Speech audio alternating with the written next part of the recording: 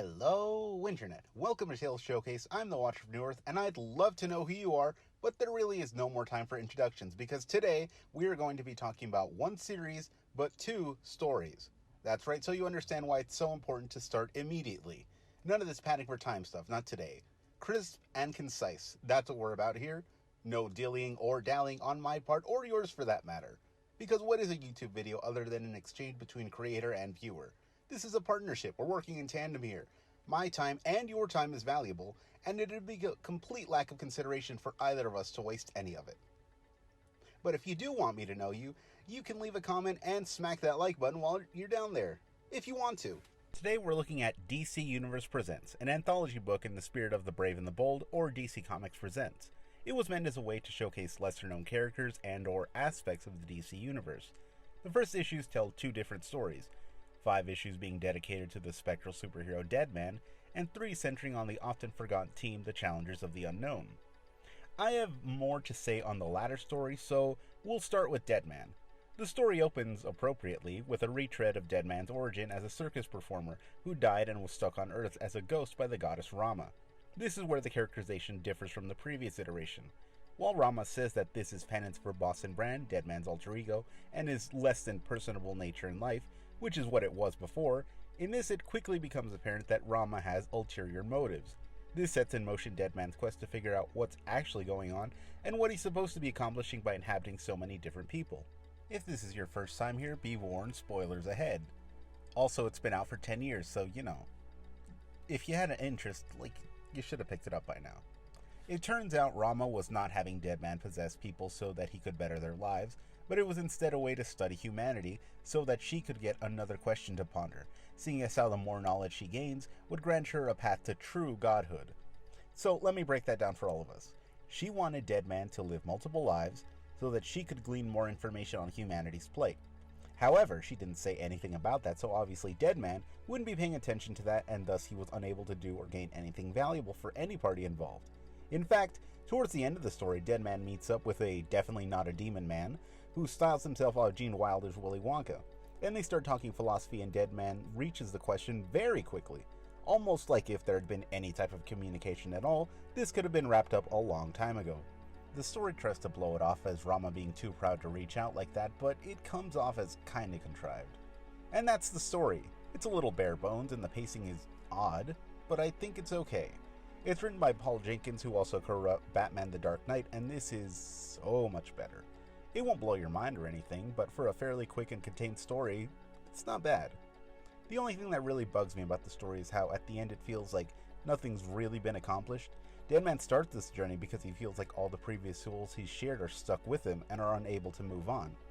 This is one of the main sticking points with Rama, and while she does eventually free them, she also makes it very clear that Deadman will continue as her servant and continue to do this until she gets bored, I guess.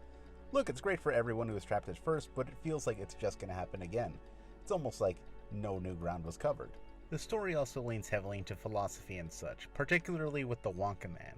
It's interesting, I guess, and I know it's purposefully vague and frustrating, but it's still vague and frustrating. The art is done by Bernard Chang and is actually really good.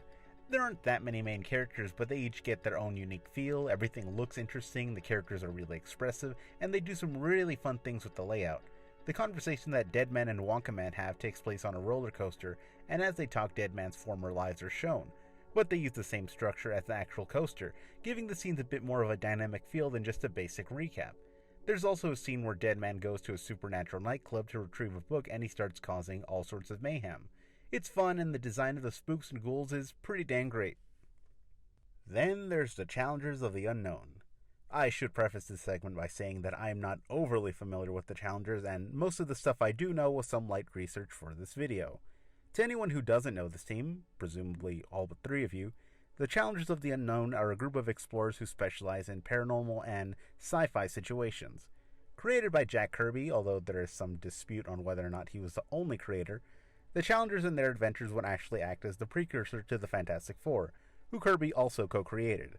Unlike the Fantastic Four, the Challengers have never caught on in popularity, despite being around for so long and having a couple revamps to update the team and roster. This story also attempts to bring the team into the modern age by retheming the team into the cast of a reality TV show. Like in the team's original origin, they suffer a plane crash. However, in this version, they are rescued by the residents of Nanda Parbat, a mythical locale in the DC universe that also sometimes ties into Deadman's origin. While there, the team learns that they are now destined to seek out talismans to complete a set. Why they need the set, and more importantly, why we should care, are kept vague. Regardless, the next 2 issues sees the team traveling to various locales, with many of them ultimately dying in this seemingly pointless pursuit. Anyway, this was bad. Really bad. Points for attempting something different. The concept of a superhero team documenting their adventures as a reality show is intriguing, but it's just not done well or in an interesting way. In fact, they take the cheap way out by making the suits the cameras, so there's no other crew members around, which might have added a compelling wrinkle to the dynamic. You could have had them attempting to protect the crew while they fight, or had them deal with the moral repercussions of leading some crew members to an untimely death, but nope. Just have them do their adventures as normal, and occasionally they'll talk about ratings. That ought to do it. There's also no real interaction between the teammates. It's mostly just exposition and some snarky back and forth between them. I feel like a big part of a reality show's appeal is the larger-than-life personalities interacting and or clashing with each other. These characters are distinct from one another, to be fair, but they all have like one thing, and it's not even enough to build an obnoxious personality on. It's like talking to a guy who claims his whole thing is books. He's the book guy. But then you find out it's only because he read Catcher in the Rye once. It's somehow blander than you had already assumed, and it doesn't get better at any point. It's so bad that I've looked up everyone's name multiple times for this, and my brain just refuses to commit them to memory. The closest thing this story has to a main character is June, a member of the original team. The story gives her most of the focus, by which I mean she has no more or less development than anyone else on the team, but she also pines over her fiancé, who seemingly died in the initial plane crash. Her fiancé, Ace, another original team member, is revealed to have been taken over by some demon or other, it's never fully explained, and he acts as the villain of the story, also wanting the talismans. Of the 4 teammates that don't make it to the end, 2 are killed by Ace while the other 2 die in the field. Not that it really matters, since no one really reflects on them. The only one who gets a brief send-off is the only other woman on the team, Brenda. Sure, when they're discussing her they talk about how much they miss her, but the character that she interacted with most and was pursuing her romantically, in the very next scene, is shown to be driving around in a limo with scantily clad models. Is this a part of the commentary on the toxicity of reality show personalities?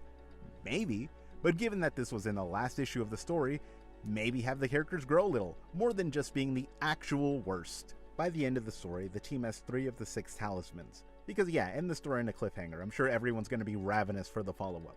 Ace is defeated when he grabs hold of all 3 markers at once and is blown up by all the power. Now, this might lead you to ask why he outed himself and his plan before all the trinkets were attainable. Especially since no one knew he was alive, except the one guy who saw him murder one of his teammates, who strangely said nothing about it. That is a valid question. But I'm more concerned with the fact that he blew up by holding all 3, but then June just picks them up all like they're nothing. So that's fine. That's fine, I guess. This was written by longtime comic staple Dan DiDio, who had been with DC Comics since the early 2000s, but at this point was largely in charge of the creative direction of the company.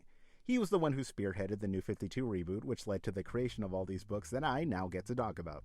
DiDio has become quite the polarizing figure in comicdom, but I'd like to stick with his writing here.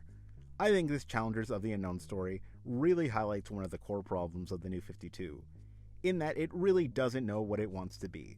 Where the company-wide event saw numerous creators try to put their own stamp on the new continuity without stepping on another's ideas and adhering to a loose set of rules in place, this comic also kind of meanders along, not really settling on only one idea. This could have been a unique take on a team that no one's really done anything with, but instead what we've gotten is a conflicted mess that doesn't know if it wants to be a commentary on reality TV or a more traditional globetrotting adventure. The art is probably the most baffling element to me, not necessarily because it's bad. In fact, I think some scenes are really solid, but the majority of it is just kind of bland. There are parts that look wonky, but more often than not, it's just kind of boring.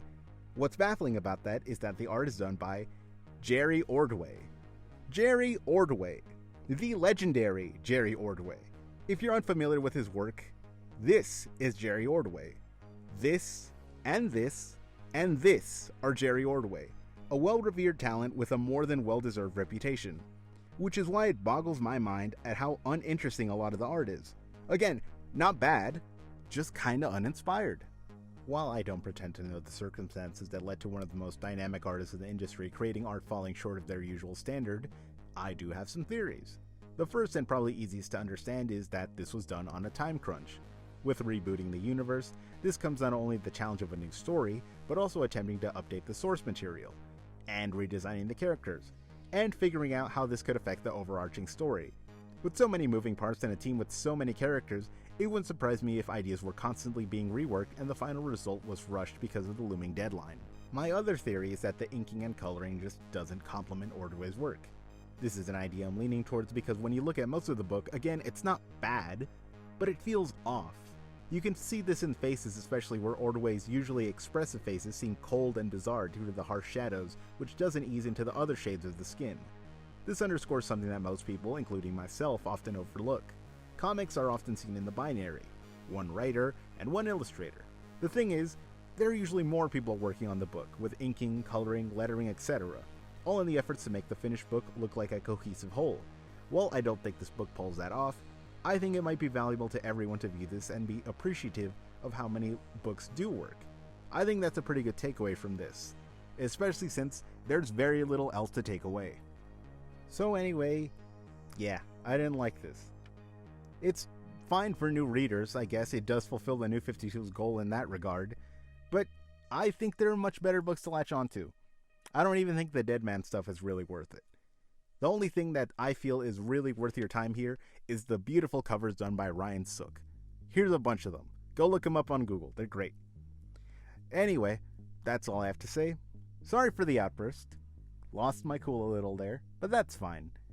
Anyway, I hope you enjoyed this video. If you did, hit that like button, subscribe if you're waiting to see the rest of the New 52 videos, and I hope to see you in the next video. Goodbye and take care.